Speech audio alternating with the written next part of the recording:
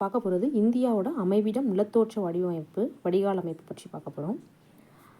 India பரப்பளவில் உலகின் எத்தனையாவது நாடு, பெரிய நாடுனா 7வது.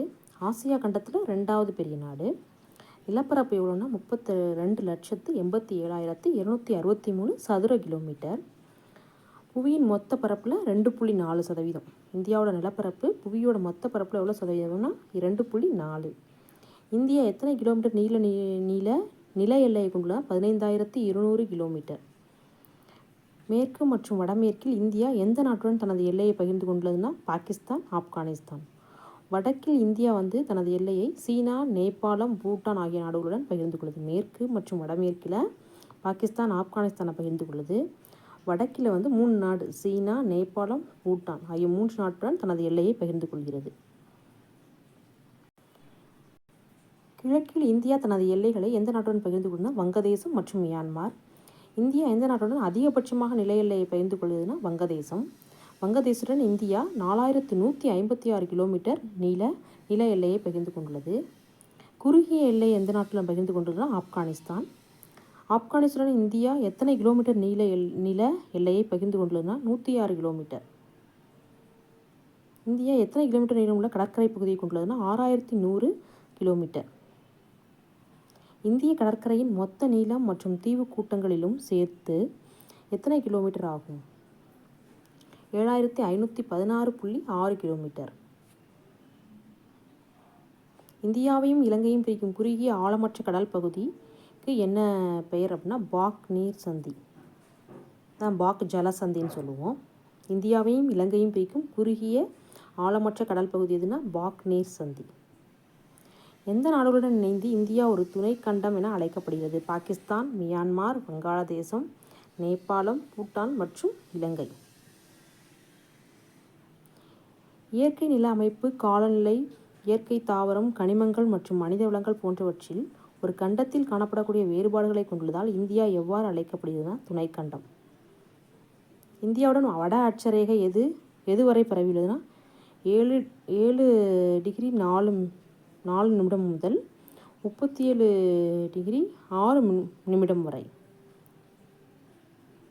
இந்தியாவின் கிழக்கு தீர்க்கரேகைனா 68 டிகிரி 7 நிமிடங்கள் முதல் 97 டிகிரி 25 நிமிடங்கள் வரை. வட அட்சரேகைனா 8லேருந்து 37 மினிட்ஸை ஞாபகம் வச்சுக்கோங்க. கிழக்கு தீர்க்கரேகைனா 68லேருந்து 97 வரை. 8, 68, 37, 97 அப்படி ஞாபகம் வச்சுக்கோங்க. அட்ச தீர்க்க பரவல் படி இந்தியா முழுமையும் எந்த கோளத்தில் அமைந்துள்ளனா வடகிழக்கு அரைக்கோளம். இந்தியாவின் மேற்கு மற்றும் கிழக்கு எல்லையாக அமைந்துள்ள மாநிலங்கள் குஜராத், அருணாச்சல பிரதேசம். மேற்கில் தொடங்கி கிழக்கு வரை இந்தியா எத்தனை தீர்க்க கோடுகளை கொண்டுள்ளதுன்னா 30 தீர்க்க கோடுகள். புவியானது 1 டிகிரி தீர்க்கக்கோட்டை கடக்க எடுத்துக்கொள்ளும் காலம் 4 நிமிடங்கள். இந்தியாவின் மேற்கே உள்ள குஜராத்திலிருந்து கிழக்கில் உள்ள அருணாச்சல பிரதேச மாநிலத்தின் இடையே உள்ள தீர்க்கக்கோடுகள் எவ்வளவுனா 29 டிகிரி 18 நிமிடங்கள். இந்தியாவின் மேற்கு மற்றும் கிழக்கு ஆகிய 2 பகுதிகளுக்கு இடையே உள்ள தள நேர வேறுபாடு 1 மணி 56 நிமிடம் 12 வினாடிகள். இந்தியாவின் மேற்கு மற்றும் கிழக்கு ஆகிய 2 பகுதிகளுக்கும் இடையே உள்ள தள நேர வேறுபாடு எவ்வளோன்னா 1 மணி நேரம் 56 நிமிடம் 12 வினாடிகள். இந்தியாவோட மத்திய தீர்க்கரேகை எவ்வளோன்னா 82 டிகிரி 30 நிமிடம். இந்தியாவின் மத்திய தீர்க்கரேகை எதன் வழியாக செல்கிறார்? மிர்சாப்பூர், அலகாபாத்தில் உள்ள மிர்சாப்பூர் மாநிலம் வழியாக தான் இந்த மத்திய தீர்க்கரேகை செல்கிறது. ட்ராபிக் ஆஃப் கேன்சர் அப்படின்னு சொல்லுவோம். இந்திய திட்ட நேரமானது கிரீன்விச் சராசரி நேரத்தை விட எவ்வளவு முன்னதாக உள்ளதுன்னா 5 மணி 30 நிமிடம்.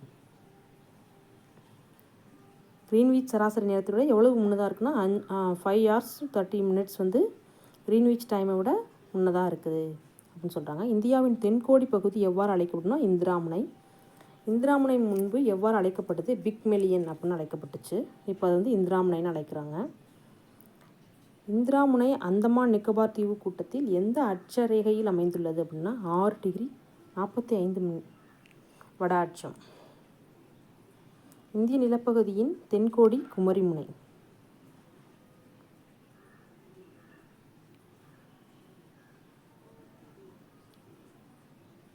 இந்திய நிலப்பகுதியின் வடமுனை எவ்வாறு அழைக்கப்படுகிறது? இந்திரா கோல்.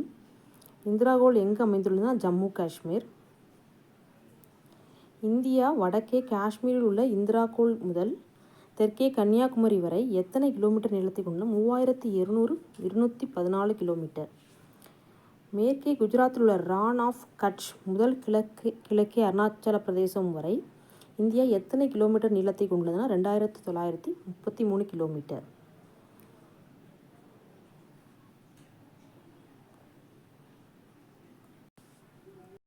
இந்தியாவின் மையமாக அமைந்து தென்பகுதியை வெப்பமண்டலமாகவும் வடபகுதியை மிதவெப்ப மண்டலமாகவும் இரு பெரும் பகுதிகளாக பிரிப்பது கடகரேகை.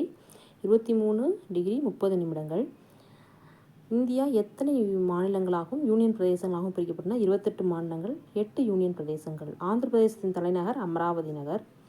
எந்த ஆண்டு வரை ஹைதராபாத் நகரம் ஆந்திர பிரதேசம் மற்றும் தெலுங்கானா மாநிலங்களின் தலைநகராக இருக்கும்?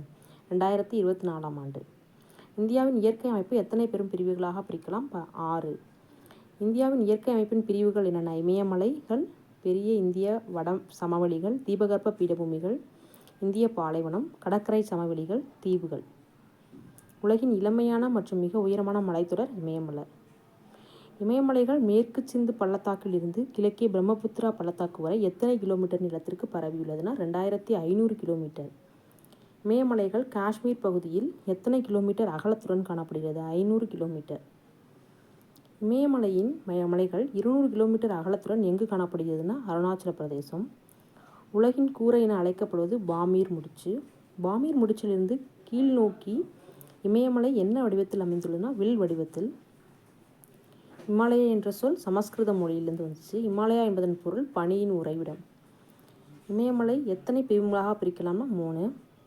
3 உட்பிரிவுகள் என்னென்னா டிரான்ஸ் இமயமலைகள் அல்லது மத்திய இமயமலைகள், கிழக்கு இமயமலை அல்லது பூர்வாஞ்சல் குன்றுகள்.